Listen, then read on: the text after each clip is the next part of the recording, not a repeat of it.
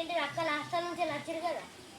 Hostel నుండి వస్తే నాని తాత బాయి కడిగి పోయి పొలి చేసుకొచ్చిండు, నాటుకోడిని కోసుకొచ్చిండు వరికాడ. ఇక కొబ్బరికాయ కొట్టి ఆ నాటుకోడి కోసుకొని వచ్చిండు. అక్కలు హాస్టల్ నుండి రప్పించినాం. ఇక అంతా తిని ఇక మధ్యాహ్నం వరకు పోతారు. వాళ్ళకు పారం కోడి ఇష్టం ఉండదు, నాటుకోడి అంటేనే ఇష్టం. నేను ఎన్ని పైసలు అయినా మంచిదే కానీ నాటుకోడి కొనుక్కొచ్చే వాళ్ళకు వండి పెడతా.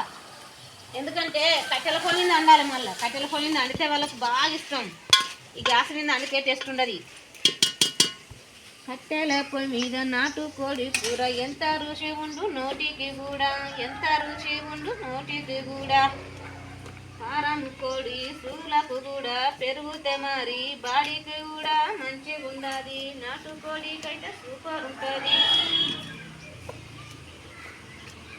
అయితే నాటుకోడి తింటేనే మంచిది అన్నట్టు, యాక్టివ్గా ఉంటారు. పారం కోడి కూర పడది కొందరికి, అవి సూదులు పెరుగుతాయి, వాటి తినద్దు కూడా.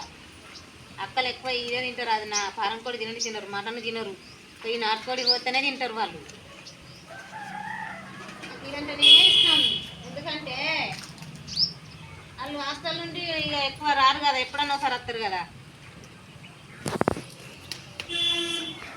ఇళ్ళకి ముగ్గు పెట్టి ఇంట్లో మల్లెలు చల్లి, ఇళ్ళకి ముగ్గు పెట్టి ఇంట్లో మల్లెలు చల్లి, మల్లెల వాసనకు మాయమై తీవకోతి.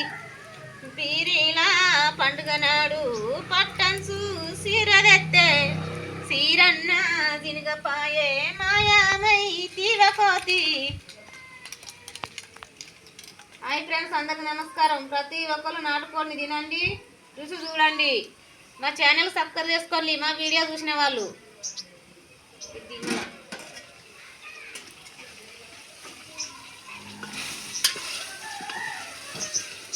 కమ్మనైన కమ్మ చేతి వంట ఎంత మధురమో, ఎంత మధురమో.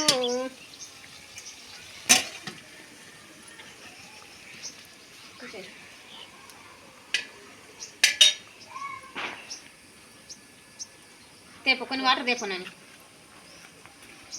తీసేయి.